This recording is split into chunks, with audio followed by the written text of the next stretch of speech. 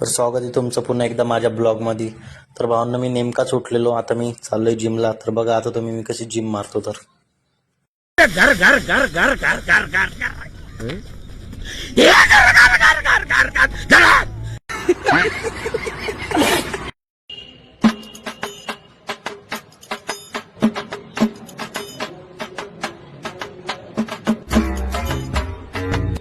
तर नंतर थोडासा वॉर्मअप करून आता आपण घालायला चेस्ट.